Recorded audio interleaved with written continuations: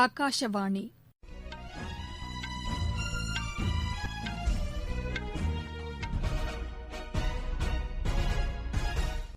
செய்திகள் வாசிப்பவர் லட்சுமி ராகவன். தலைப்புச் செய்திகள். பிரிக்ஸ் அமைப்பின் 12வது உச்சி மாநாட்டில் பிரதமர் திரு நரேந்திர மோடி இன்று காணொலி காட்சி மூலம் பங்கேற்கிறார். கோவிட் நோய்க்கான கோவாக்சின் தடுப்பூசியின் 3ஆம் கட்ட பரிசோதனை தொடங்கியுள்ளது. தமிழகத்தில் வடகிழக்கு பருவமழையை எதிர்கொள்ள தேவையான அனைத்து முன்னெச்சரிக்கை நடவடிக்கைகளும் எடுக்கப்பட்டுள்ளதாக வருவாய்த்துறை அமைச்சர் திரு உதயகுமார் தெரிவித்துள்ளார். தலைநகர் தில்லியில் ஜெய்ஷ் ஏ முகமது பயங்கரவாதிகள் 2 பேர் கைது செய்யப்பட்டதை அடுத்து பெரும் தாக்குதல் முயற்சி முறியடிக்கப்பட்டுள்ளதாக காவல்துறை தெரிவித்துள்ளது. இனி விரிவான செய்திகள். பிரிக்ஸ் அமைப்பின் 12வது உச்சி மாநாட்டில் பிரதமர் திரு நரேந்திர மோடி இன்று பங்கேற்கிறார். ரஷ்யாவால் நடத்தப்படும் இந்த உச்சி மாநாட்டின் மையப் பொருளாக உலகளாவிய நிலைத்தன்மை, பகிரப்பட்ட பாதுகாப்பு, புது வகையான வளர்ச்சி ஆகியவை இருக்கும். ஐநா சபையின் 75வது ஆண்டு மற்றும் கோவிட் நோய் தொற்றுக்கு இடையே காணொலி காட்சி மூலம் நடைபெறவுள்ள இந்த உச்சி மாநாட்டில் பிரிக்ஸ் நாடுகளுக்கு இடையேயான ஒத்துழைப்பு குறித்து அதன் தலைவர்கள் விவாதிக்க உள்ளனர். ஐநா சபை உள்ளிட்ட பன்னாட்டு அமைப்பு முறையில் சீர்திருத்தம், கோவிட் நோய் தொற்றால் ஏற்பட்டுள்ள தாக்கத்தை தணிப்பதற்கான நடவடிக்கைகள், பயங்கரவாத எதிர்ப்பில் ஒத்துழைப்பு, வர்த்தகம், சுகாதாரம், எரிசக்தி மற்றும் மக்களுக்கிடையேயான கலாச்சார பரிவர்த்தனைகள் உள்ளிட்ட முக்கிய விஷயங்களும் இதில் விவாதிக்கப்படும் என்று தெரிகிறது. இந்த உச்சி மாநாட்டிற்கு பின் 3வது முறையாக பிரிக்ஸ் தலைமையை இந்தியா ஏற்க உள்ளது. 2012, 2016 ஆகிய ஆண்டுகளில் பிரிக்ஸ் அமைப்பின் தலைமை பொறுப்பை இந்தியா ஏற்றிருந்தது. 13வது பிரிக்ஸ் உச்சி மாநாட்டை அடுத்த ஆண்டு இந்தியா நடத்தும். ஐநா பாதுகாப்பு சபையில் உரியவாறு பிரதிநிதித்துவம் இல்லாததன் காரணமாக அதன் முக்கியமான நம்பகத்தன்மை பலவீனமாகவே உள்ளது என்று இந்தியா கருத்து தெரிவித்துள்ளது.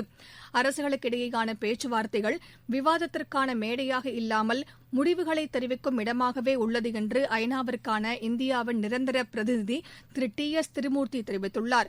ஐநா பொதுச்சபையின் 75வது கூட்டத்தில் உரையாற்றிய அவர், சீர்திருத்தத்திற்கான தேவை பற்றிய உரைகள் 10 ஆண்டு காலமாக கேட்கப்படுகிறதே தவிர அரசுகளுக்கு இடையேயான பேச்சுவார்த்தையில் முன்னேற்றம் எதுவும் காணப்படவில்லை என்று கூறினார். சிறிய மற்றும் நடுத்தர நிலையில் உள்ள அரசுகள் குறித்து இந்த நாடுகள் முதலை கண்ணீர் வடித்தபோதும் அவற்றுக்கு மரியாதை நிமித்தமாக கூட அதிகாரப்பூர்வ விவாதங்களில் பங்கேற்பதற்கான வாய்ப்பு மறுக்கப்படுவதாக திரு திருமூர்த்தி தெரிவித்தார். கோவிட் நோய் தொற்றுக்கான கோவாக்சின் தடுப்பு மருந்தின் 3ஆம் கட்ட பரிசோதனைகள் தொடங்கியிருப்பதாக இதனை தயாரிக்கும் பாரத் பயோடெக் நிறுவனம் கூறியுள்ளது. இந்த 3ஆம் கட்ட பரிசோதனை இந்திய மருத்துவ ஆராய்ச்சி கவுன்சில் பங்கேற்புடன் நாடு முழுவதும் 26,000 தன்னார்வலர்களிடம் நடத்தப்படும். இந்த பரிசோதனைக்கான பதிவுகள் முடிக்கப்பட்டு இந்திய மருந்துகள் கட்டுப்பாட்டு தலைமை இயக்குநரால் ஒப்புதல் அளிக்கப்பட்டுள்ளது. இந்த பரிசோதனைக்கான தன்னார்வலர்கள் சுமார் 28 நாட்களில் 2 முறை ஊசி மூலம் நோய் எதிர்ப்பு மருந்து செலுத்தப்படும். இந்த பரிசோதனைக்கு உட்படுவோர் பற்றிய விவரங்கள் அனைத்தும் பாதுகாப்பாக வைக்கப்படும். நாடு முழுவதும் கோவிட் நோய் தொற்றிலிருந்து குணமடைந்தோர் விகிதம் 93.42% அதிகரித்துள்ளது. கடந்த 24 மணி நேரத்தில் 40,000க்கும் அதிகமான நோயாளிகள் குணமடைந்துள்ளனர். இதனையடுத்து குணமடைந்தோரின் மொத்த எண்ணிக்கை 82,90,000 அதிகரித்துள்ளதாக மத்திய சுகாதாரத்துறை கூறியுள்ளது. நோய் தொற்று தொடர்பாக கடந்த 24 மணி நேரத்தில் 8,44,000க்கும் அதிகமானோருக்கு பரிசோதனைகள் நடத்தப்பட்டதாக இந்திய மருத்துவ ஆராய்ச்சி குழுமம் கூறியுள்ளது. இதனைத் தொடர்ந்து இதுவரை பரிசோதிக்கப்பட்டவர்களின் மொத்த எண்ணிக்கை 12,65,00,000 எட்டியுள்ளதாகவும் அது கூறியுள்ளது. கர்நாடகாவில் இளநிலை பட்டப்படிப்பு மற்றும் முதுநிலை பட்டப்படிப்பு இறுதியாண்டு பயிலும் மாணவர்களுக்கு இன்று கல்லூரிகள் திறக்கப்பட்டன. கோவிட் நோய் தொற்று தடுப்புக்கு பல்கலைக்கழக மானியக்குழு பரிந்துரைத்துள்ள முன்னெச்சரிக்கை ஏற்பாடுகளுடன் கல்லூரிகள் திறக்கப்பட்டுள்ளன. நோய் தொற்று இல்லை என்று உறுதி செய்யப்பட்ட மாணவர்கள், ஆசிரியர்கள் மற்றும் ஊழியர்கள் மட்டுமே அனுமதிக்கப்பட்டனர். மாணவர்கள் பங்கேற்பிற்கு பெற்றோர்களின் அனுமதி கடிதமும் பெறப்பட்டது.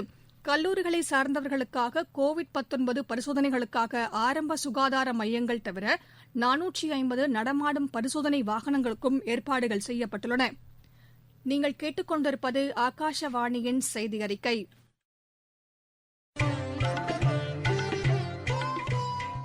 கோவிட் எதிரான போரில் நமக்கான 3 கவசங்கள்.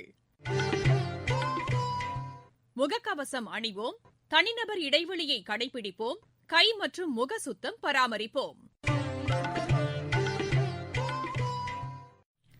தமிழகத்தில் வடகிழக்கு பருவமழையை எதிர்கொள்ள தேவையான அனைத்து முன்னெச்சரிக்கை நடவடிக்கைகளும் எடுக்கப்பட்டுள்ளதாக வருவாய்த்துறை அமைச்சர் திரு உதயகுமார் தெரிவித்துள்ளார். சென்னையில் இன்று செய்தியாளர்களிடம் பேசிய அவர், மழை வெள்ள பாதிப்புகளை கண்காணிக்க சென்னை உள்ளிட்ட அனைத்து மாவட்டங்களிலும் IAS அதிகாரிகள் தலைமையில் கண்காணிப்பு குழுக்கள் அமைக்கப்பட்டுள்ளதாக கூறினார். ஒவ்வொரு மாவட்டத்திற்கும் கண்காணிப்பு அலுவலர் நியமிக்கப்பட்டிருக்கிறார்கள். அதேபோல 36 மாவட்டங்களுக்கும் மற்றும் பெருநகர சென்னை மாநகராட்சி உள்ள 15 மண்டலங்களுக்கும் பேரிடர் காலங்களிலே கண்காணிப்பு மற்றும் அறிவுரைகள் வழங்குவதற்காக அனுபவம் வாய்ந்த மூத்த இந்திய ஆட்சி பணியாளர்கள் இந்த கண்காணிப்பு பணியை மேற்கொண்டு வருகின்றார்கள். பாதிப்புக்குள்ளாகும் பகுதியில் இருந்து மக்களை வெளியேற்றி பாதுகாப்பான இடங்களில் தங்க வைக்கவும் நிவாரண முகாம்களை நிர்வகிக்கவும் 662 பல்துறை மண்டல குழுக்கள் அமைக்கப்பட்டுள்ளன. பேரிடர் காலங்களில் உடனடியாக செயலாற்றிட 43,409 முதல்நிலை மீட்பாளர் ஃபர்ஸ்ட் ரெஸ்பாண்டன்ட் என கம்யூனிட்டி பார்ட்டிசிபேஷன், அந்த பகுதியிலே வசிப்பவர்கள், அந்த பகுதியை நன்கு அறிந்தவர்கள், அந்த பகுதியை தெரிந்தவர்கள், உரிய பயிற்சிகள் மாவட்ட நிர்வாகத்தின் சார்பிலே நாம் வழங்கப்பட்டிருக்கு. அவசர காலங்களிலே தகவல் தொடர்புக்காக மாநில அவசர கால கட்டுப்பாட்டு மையம் 1070 மற்றும் மாவட்ட அவசர கால கட்டுப்பாட்டு மையம் 1077, அதேபோல TN ஸ்மார்ட் செயலி மற்றும் சமூக வலைதளம், மின்னணு மற்றும் அச்சு ஊடகங்கள் மூலமாக பொதுமக்களுக்கு பேரிடர் குறித்த தகவல் தெரிவிக்க நடவடிக்கை மேற்கொள்ளப்பட்டு வருகிறது. புதிதாக அமைக்கப்பட்டுள்ள பீகார் அமைச்சரவையின் முதலாவது கூட்டம் இன்று முதலமைச்சர் திரு நிதிஷ்குமார் தலைமையில் இன்று நடைபெற்றது.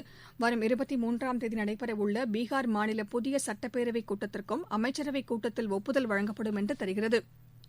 தேசிய தலைநகர் தில்லி காவல்துறையின் சிறப்பு பிரிவினர் ஜெய்ஷே முகமது பயங்கரவாத அமைப்பைச் சேர்ந்த 2 பேரை கைது செய்துள்ளனர். இதன் மூலம் தலைநகரில் நடத்தப்படவிருந்த பெரும் தாக்குதல் திட்டம் முறியடிக்கப்பட்டுள்ளது. சாராய் காலே கான் பகுதியிலிருந்து கைது செய்யப்பட்டவர்களிடம் அதிகாரிகள் விசாரணை நடத்தி வருகின்றனர். ஜம்மு காஷ்மீரை சேர்ந்த இவர்களிடமிருந்து 2 தானியங்கி சிறு துப்பாக்கிகளும் 10 தோட்டாக்களும் பறிமுதல் செய்யப்பட்டன. ஹிந்தி திரைப்பட நடிகர் திரு சோனு சூட் பஞ்சாப் மாநிலத்தின் தேர்தல் ஆணைய தூதராக நியமிக்கப்பட்டுள்ளார். முழு ஊரடங்கு காலத்தில் அவர் ஆற்றிய மனிதநேய செயல்களுக்காக இந்த நியமனத்தின் மூலம் கௌரவிக்கப்பட்டுள்ளார். கோவிட்-19 நோய் தொற்றுக்கிடையே தங்களின் ஊர்களுக்கு திரும்பிய இடம்பெயர்ந்த தொழிலாளர்களுக்கு திரு சோனு சூட் பெரும் உதவி செய்துள்ளார். அவர்களுக்கு முகக்கவசங்கள், உணவு, செல்பேசிகள் மற்றும் பல்வேறு உதவிப் பொருட்களையும் அவர் வழங்கியுள்ளார்.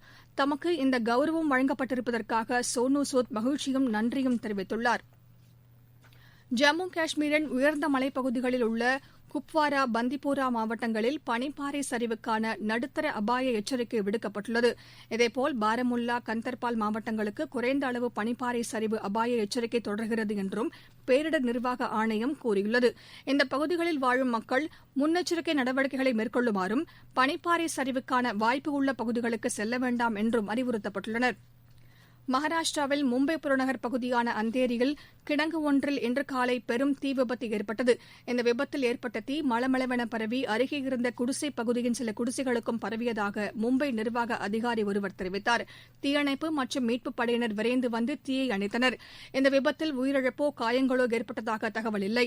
தீ விபத்திற்கான காரணம் குறித்து விசாரணை நடத்தப்பட்டு வருவதாக காவல்துறை கூறியுள்ளது. குமரி கடல் பகுதியில் நிலவும் மேலடுக்கு சுழற்சி காரணமாக அடுத்த 24 மணி நேரத்தில் தென் தமிழகத்தின் பெரும்பாலான இடங்களில் மிதமான மழையும், வட தமிழகம் மற்றும் புதுச்சேரி, காரைக்கால் பகுதிகளில் ஒரு சில இடங்களில் லேசானது முதல் மிதமான மழையும் பெய்யக்கூடும் என்று சென்னை வானிலை ஆய்வு மையம் கூறியுள்ளது. புதுக்கோட்டை, நாகப்பட்டினம், சிவகங்கை, ராமநாதபுரம், திருநெல்வேலி, தென்காசி, தூத்துக்குடி, கன்னியாகுமரி மாவட்டங்களில் ஓரிரு இடங்களில் இடியுடன் கூடிய கனமழை பெய்யக்கூடும் என்றும் வானிலை ஆய்வு மையம் கூறியுள்ளது. சென்னை மற்றும் புறநகர் பகுதிகளில் அடுத்த 48 மணி நேரத்திற்கு வானம் பொதுவாக மேகமூட்டத்துடன் காணப்படும். நகரின் சில பகுதிகளில் லேசான மழை பெய்யக்கூடும் என்றும் அது கூறியுள்ளது. கடந்த 24 மணி நேரத்தில் அதிகபட்சமாக தூத்துக்குடியில் 17 சென்டிமீட்டர் மழை பதிவாகியுள்ளது. மீண்டும் தலைப்புச் செய்திகள். பிரிக்ஸ் அமைப்பின் 12வது உச்சி மாநாட்டில் பிரதமர் திரு நரேந்திர மோடி இன்று காணொலி காட்சி மூலம் பங்கேற்கிறார்.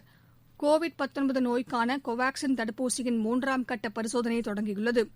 தமிழகத்தில் வடகிழக்கு பருவமழையை எதிர்கொள்ள தேவையான அனைத்து முன்னெச்சரிக்கை நடவடிக்கைகளும் எடுக்கப்பட்டுள்ளதாக வருவாய்த்துறை அமைச்சர் திரு உதயகுமார் கூறியுள்ளார். தலைநகர் தில்லியில் ஜெய்ஷே முகமது பயங்கரவாதிகள் 2 பேர் கைது செய்யப்பட்டதை அடுத்து பெரும் தாக்குதல் முயற்சி முறியடிக்கப்பட்டுள்ளதாக காவல்துறை தெரிவித்துள்ளது. இத்துடன் இந்த செய்தி அறிக்கை நிறைவு பெற்றது. எமது செய்திகளை உடனுக்குடன் அறிந்து கொள்ள AIR News_ சென்னை என்ற ட்விட்டர் பக்கத்திலும், செய்தி தொகுப்புகளை all India radio news Chennai என்ற யூடியூப் சேனலிலும் கேட்கலாம்.